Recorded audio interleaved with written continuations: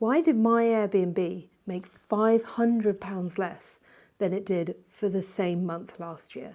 If you're new here, my name's Anna. I run an Airbnb here in the beautiful Devon countryside. I've been doing this for 2 years now, so I'm starting to get a bit of data to understand how we're performing each year so I can make comparisons and make sure that we're always increasing our revenue each year. So we host our annex, which is attached to our house, on Airbnb and booking.com. So looking back at June last year, we had 8 bookings on booking.com, which after you take off commission and things like that, made us £1,693.73. And then on Airbnb, we had 7 bookings, and this made us £1,102.62. This then gave us a total last June of £2,796.35. So that is all the money that we made from our annex during that period. Now, if we look at June this year, we had 6 bookings on booking.com. This made us £976.04. But we obviously have the commission on booking.com, so they take this separately.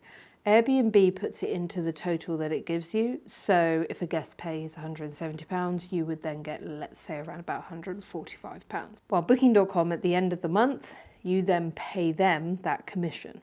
So we then had to pay them £244.53, which when we deduct from the amount of sales gives us £731.51 on booking.com.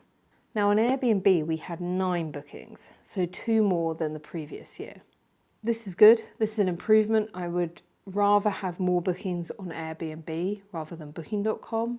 The reason is, I feel that Airbnb vets their guests a lot better than they do on booking.com. You can't review guests on booking.com. You don't really know anything about the people coming to stay. We've had numerous incidents when they have not been good to host. They haven't actually been the people that they've said they've been. Someone else has booked for them, which I don't necessarily like. While on Airbnb, you can set it so people can only book if they have 5-star ratings or they've been on Airbnb for a certain amount of time. If they want to book and they're new to Airbnb, they have to send a request to us. And we can look at that, speak to them, and then decide if we would like to host them or not. So I'd rather have more bookings on Airbnb just because I feel like they, like I say, vet their guests a bit better. So we had 9 bookings on Airbnb. That made us, like I say, they already take off the commission and the service fees, £1,482.90. So if we take that with the amount from booking.com with the commission off of it, that takes us to £2,214.41. So the difference from June last year, £500. We made £500 less than we did last year, which is really surprising because June should be a really good month for us, and for some reason we had just less than last year.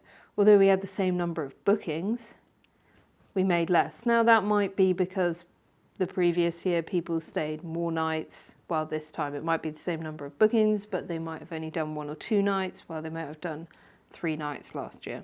Now I've been trying to work out why this happened, and I think I know the answer.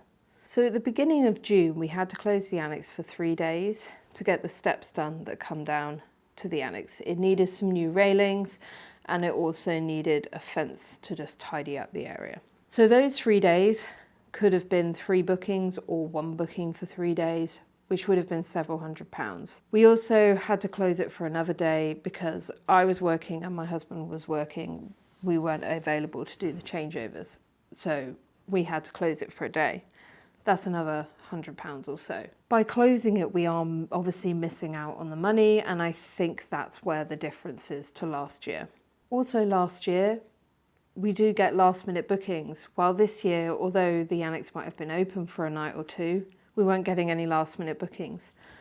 I'm not really sure why. Maybe there are less people traveling. It's still in sort of the term time for schools.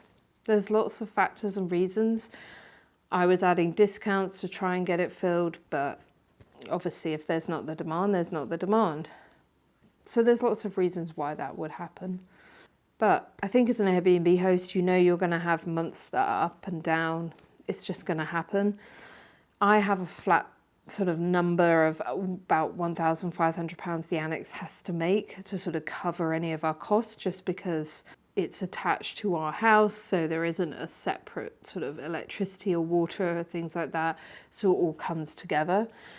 So I have a roundabout figure to know that we're sort of making what covers using this space. So either way, we did make £700 above that number that I have. That's a plus, that's a good thing. But you are going to have months that go up and down. We are now coming into busy season with July and August, and we're actually pretty much fully booked that whole time. I think there's one night in August that that is open, and I imagine that will be filled just because people will do a last minute booking if they're traveling, especially with our location where we're in between, like we're in Devon, so people going down towards Cornwall might want somewhere to stay, or if they're going up north, vice versa. So we're sort of a good stop-off point, which is why we get a lot of last-minute bookings. Who knows why? It's just one of these things. But come back in July and let's see how that month is, see if we've made an improvement from last year. But yeah, if there are any other hosts out there, comment below if you've had similar up and down months. How was June for you? But yeah, I hope you enjoyed this video. Something a bit different for once. I thought I'd talk about the financials of an Airbnb, and I'll probably do a summary at the end of the year with how much the Airbnb actually made for the year, if you're interested in that content. If not, I'll see you in the next video. Don't forget to like and subscribe, and I'll see you then.